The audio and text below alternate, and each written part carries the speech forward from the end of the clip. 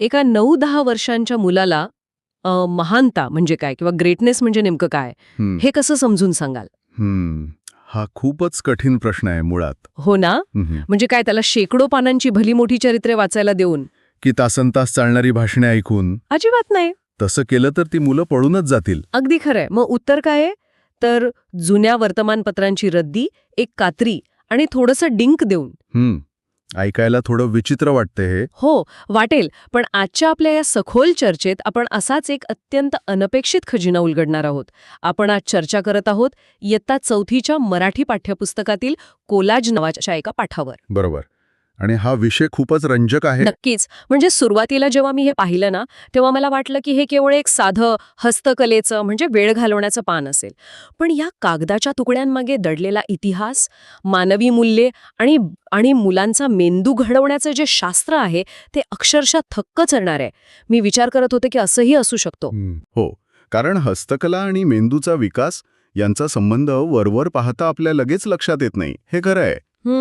पण जेव्हा आपण शिक्षणशास्त्राच्या किंवा पेडागॉजीच्या दृष्टिकोनातून या पाठाकडे पाहतो, तेव्हा लक्षात येतं की हा केवळ काहीतरी कागद कापण्याचा उद्योग नाहीये. हो, नक्कीच नाहीये. लहान मुलांच्या बौद्धिक आणि भावनिक विकासासाठी कोलाजसारख्या अत्यंत कल्पक आणि दृश्य माध्यमाचा वापर कसा केला जाऊ शकतो, याचा हा एक काय म्हणतो आपण एक मास्टर क्लास आहे. Master class.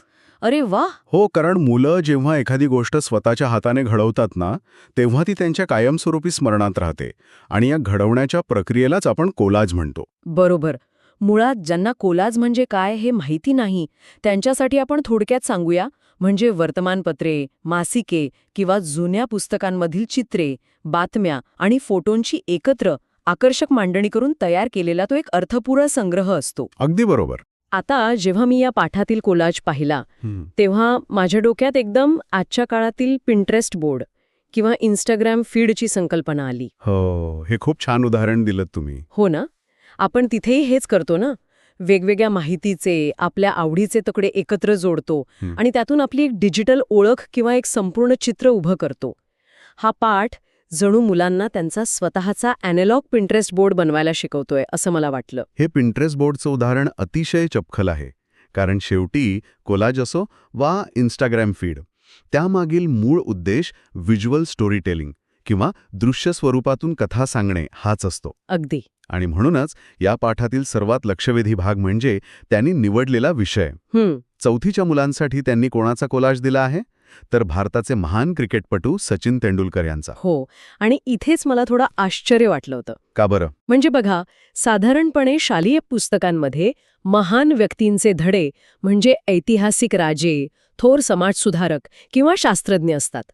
तिथे चक्क एका समकालीन क्रिकेटपटूची निवड, हे थोडं चौकटीबाहेरचं वाटत नाही का? चौकटीबाहेरचं नक्कीच आहे, पण त्यामागे एक अत्यंत भक्कम मानसिक आणि शैक्षणिक कारण आहे. बरं, ते कसं? कसं आहे, 9-10 वर्षांच्या मुलांसाठी महानता किंवा यश याच्या संकल्पना आहेत त्या खूप अमूर्त असतात, म्हणजे ॲब्स्ट्रॅक्ट असतात. बरोबर. तुम्ही त्यांना कितीही तत्वज्ञान सांगितलं तरी ते त्यांच्या डोक्यावरून जातं. पण सचिन तेंडुलकर हा विषय असा आहे ज्याचं दृश्य स्वरूप अत्यंत स्पष्ट आहे. हो, अगदी लगेच डोळ्यासमोर उभा राहतो तो. बरोबर ना. लहान मुलांना बॅट, बॉल, स्टेडियममधील ती प्रचंड गर्दी आणि हातात मिळणारी ट्रॉफी चटकन समजते. दुसरा महत्त्वाचं कारण म्हणजे सचिनचा जीवनप्रवास हा अत्यंत रेकॉर्डेड आणि टप्प्याटप्प्याने उलगडणारा आहे. म्हणजे लहानपणापासूनचे फोटो उपलब्ध आहेत. अगदी बरोबर. बालपणापासून ते थेट निवृत्तीपर्यंतचा त्याचा प्रवास छायाचित्रांच्या माध्यमातून जसा उपलब्ध आहे तसा तो इतर ऐतिहासिक व्यक्तींचा नसतो. त्यामुळे मुलांना तो एक सलग चित्रपट पाहिल्यासारखा वाटतो. अरे वा. म्हणजे तुम्ही म्हणताय की त्या वयातल्या मुलांना रिलेट होईल, त्यांच्या भावविश्वाशी जोडला जाईल असा नायक मुद्दाम निवडला गेला आहे. हो, नक्कीच मुद्दाम निवडलाय. आणि काय तो प्रवास आहे. जेव्हा आपण या पुस्तकात प्रत्यक्ष छापलेला तो सचिनचा कोलाज पाहतो ना, तेव्हा त्यातले तुकडे किंवा घटक खूपच विचारपूर्वक निवडलेले दिसतात. म्हणजे एका बाजूला आपण पाहतो की अत्यंत थक्क करणारी आकडेवारी आणि विक्रम आहेत. आंतरराष्ट्रीय क्रिकेटमधली 100 शतके, सर्वाधिक धावांचे जागतिक विक्रम, हे सगळं एखाद्या सुपर हिरोच्या कथेसारखं वाटतं. खरंय. त्यासोबतच भारतरत्न आणि पद्मविभूषण यांसारख्या देशाच्या सर्वोच्च नागरी सन्मानांचा उल्लेख आहे. ही सगळी आतिरवाही आणि हे सर्वोच्च पुरस्कार सचिनच्या यशाची भव्यता दाखवतात. पण जर तुम्ही बारकाईने पाहिलत ना, तर या कोलाजमध्ये नुसता यशाचाच डंका पिटलेला नाहीये. अगदी बरोबर. आणि इथेच तो इन्स्टाग्रामचा संदर्भ पुन्हा येतो. कसा काय? म्हणजे बघा, इन्स्टाग्रामवर लोक सहसा फक्त आपले हायलाइट्स टाकतात, जिथे ते सर्वात सुंदर दिसतात, जिथे ते जिंकलेले असतात. बरोबर. पण या कोलाजमध्ये या 100 शतकांच्या आणि भारतरत्नाच्या बातमीच्या अगदी शेजारी सचिन तेंडुलकर यांच्या निवृत्तीच्या वेळेचे ते अत्यंत भावुक भाषण छापले आहे. हो, तो निरोप समारंभ. हो, तो निरोप समारंभ म्हणजे एक अगदी फिल्टर नसलेला क्षण आहे. त्या भाषणात सचिनने आपले आई-वडील, त्यांचे प्रशिक्षक रमाकांत आचरेकर सर आणि संपूर्ण कुटुंबियांचे आभार मानले आहेत. म्हणजे एका बाजूला क्रिकेटचा देव म्हणून मिळवलेले यश आणि दुसऱ्या बाजूला अत्यंत नम्रपणे आपल्या माणसांप्रती व्यक्त केलेली कृतज्ञता. हा विरोधाभास मला खूप काही सांगून जातो. मुळात हा विरोधाभास नाहीये, तर हा यशाचा समतोल आहे. समतोल. हो.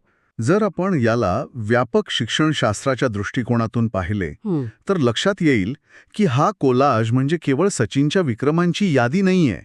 त्यातून मुलांना एक अत्यंत खोल विचार दिला जातोय. कोणता विचार?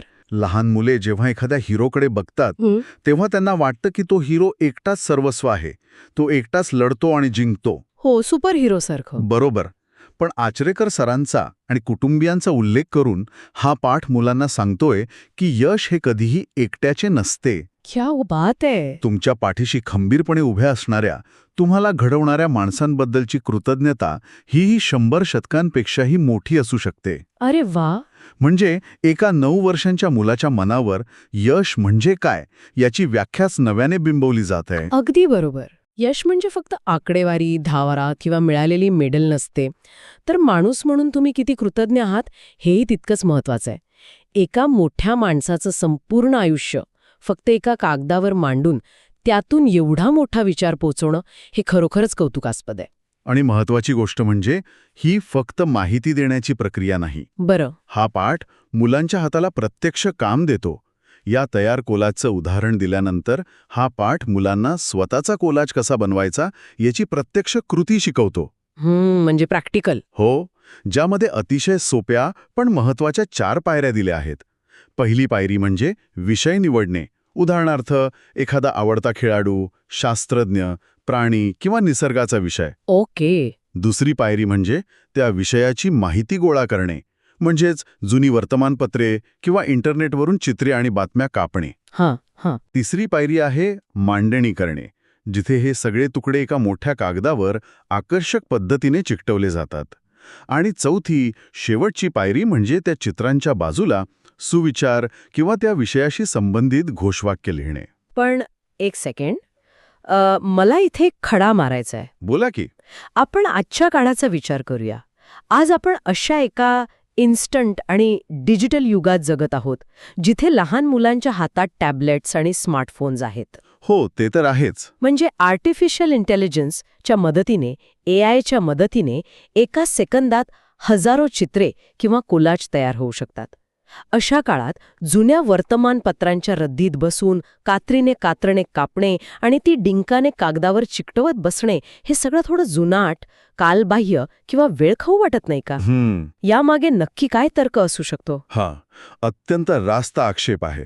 वरवर पाहता ही कृती जुनाट वाटू शकते, पण जेव्हा आपण मेंदूच्या कार्यपद्धतीचा विचार करतो ना, तेव्हा ही कृती आजच्या काळात सर्वाधिक महत्वाची ठरते. सर्वाधिक महत्वाची? ती कशी काय? कारण आज आपण माहितीच्या महापुरात इन्फॉर्मेशन ओव्हरलोडमध्ये जगत आहोत. AI किंवा इंटरनेट तुम्हाला एका सेकंदात माहिती देईल, पण ती माहिती प्रोसेस कशी करायची हे शिकवत नाही. हो, बरोबर. ते आपल्यालाच करावं लागतं. नक्कीच. जेव्हा एखादं मूल जुन्या वर्तमानपत्रांचा ढिगारा घेऊन बसतं आणि हातात कात्री घेतं, तेव्हा त्याला एक शारीरिक आणि मानसिक फ्रिक्शन किंवा संघर्ष अनुभवायला मिळतो. फ्रिक्शन म्हणजे नेमकं कसं? बघा, टॅबलेटवर स्क्रोल करणं ही एक पॅसिव्ह कृती आहे. त्यात मेंदूला विशेष कष्ट पडत नाहीत. हो, मुलं तासनतास स्क्रोल करत असतात. बरोबर. पण जेव्हा मूल हजारो बातम्या आणि चित्रांमधून फक्त आपल्या विषयाशी संबंधित चित्र शोधतं आणि ते कात्रीने कापतं, तेव्हा त्या प्रत्येक कापण्यामागे मेंदूला एक निर्णय घ्यावा लागतो. अरे वा. हा निर्णय सेकंदाच्या 1000व्या भागात होतो की हे चित्र माझ्या कोलाजसाठी महत्वाचं आहे का हे 100 शतकांचं चित्र जास्त महत्वाचं आहे की त्यांच्या बालपणीचं? म्हणजे चॉईस करावी लागते. अगदी बरोबर. हे शोधणे, ती माहिती निवडणे आणि अनावश्यक माहिती गाळून टाकणे हे आजच्या काळातील अत्यंत महत्वाचे क्रिटिकल थिंकिंग किंवा चिकित्सक विचार करण्याचं कौशल्य आहे. बापरे, हा अँगल मी विचारच केला नव्हता. म्हणजेच माहिती असणे हे आजच्या जगात अजिबात दुर्मिळ नाहीये, ती सगळीकडे उपलब्ध आहे. हो. पण त्या माहितीच्या गोंधळातून सुसूत्रता निर्माण करणे आणि कोणती माहिती महत्वाची आहे याचा एडिटोरियल जजमेंट विकसित करणे हा या मागचा मुख्य उद्देश आहे. तर अगदी बरोबर.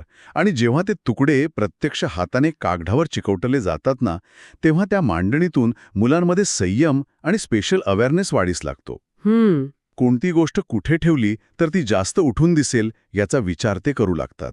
हे निर्णय घेण्याचे स्वातंत्र्य डिजिटल दुनियेत इतक्या सखोलपणे अनुभवता येत नाही. हे ऐकल्यानंतर मला जाणवतंय की ही कृती फक्त हात गुंतवून ठेवण्यासाठी नाहीये, तर मेंदूला एका विशिष्ट पद्धतीने विचार करायला लावण्यासाठी आहे. नक्कीच. पण मला आणखी एका गोष्टीचं आश्चर्य वाटलं. काय?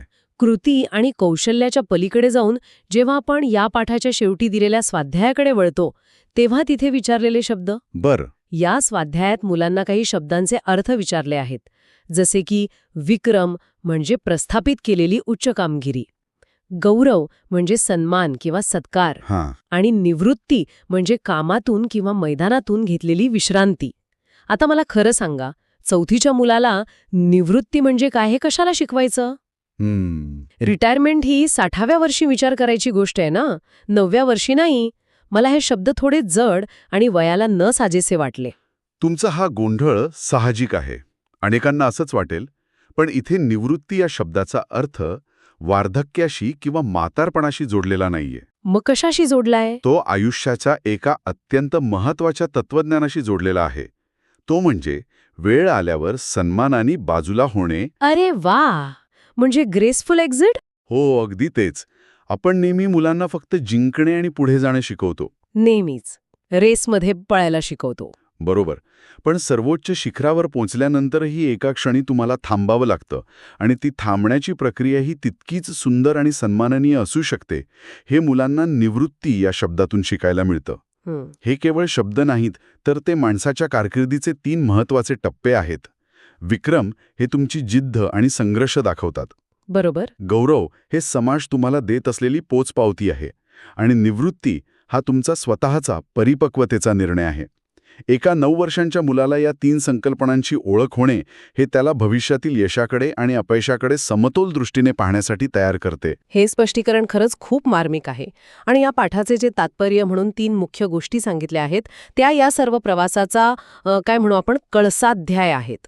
हो. या पाठाच्या शेवटी 3 मूल्ये अधोरेखित केली आहेत.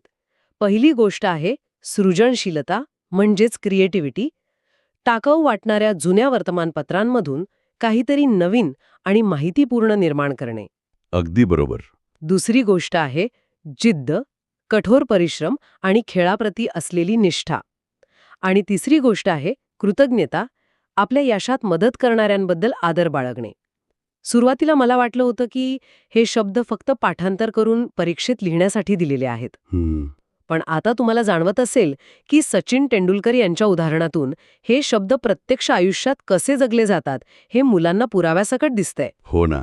मुले जेव्हा तो कोलाज बघतात तेव्हा त्यांना जिद्द ही 100 शतकांच्या आकड्यात दिसते आणि कृतज्ञता ही त्या निवृत्तीच्या भाषणात दिसते. हो. आणि सृजनशीलता ही त्यांना स्वतःच्या हाताने तो कोलाज बनवताना अनुभवता येते.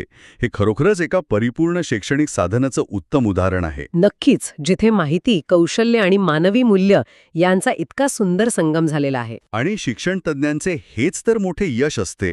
मुलांच्या हाताला काम देता देता त्यांच्या मेंदूला विचार करायला लावणे आणि त्यांच्या कोवळ्या मनावर कायमस्वरूपी टिकणारे संस्कार करणे. अगदी.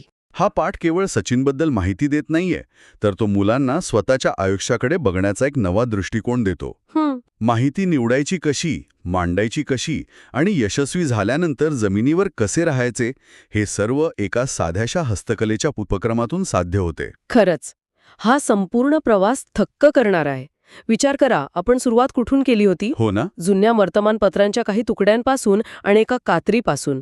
आणि तिथून सुरू झालेला हा प्रवास एका महान खेळाडूचा इतिहास उलगडतो, पिंट्रेस्टच्या संकल्पनेसारखी मांडणी शिकवतो, माहितीच्या महापुरात क्रिटिकल थिंकिंग कसे करायचे याची मेंदूला तालीम देतो आणि शेवटी निवृत्ती, जिद्द व कृतज्ञता यांसारख्या अत्यंत सखोल जीवन मूल्यांपर्यंत पोहोचतो. एका साध्याशा चौथीतल्या पाठात एवढे मोठे तत्वज्ञान दडलेले असेल याचा आपण कधी विचारही केला नसता. हेच तर या सखोल चर्चेचे वैशिष्ट्य आहे.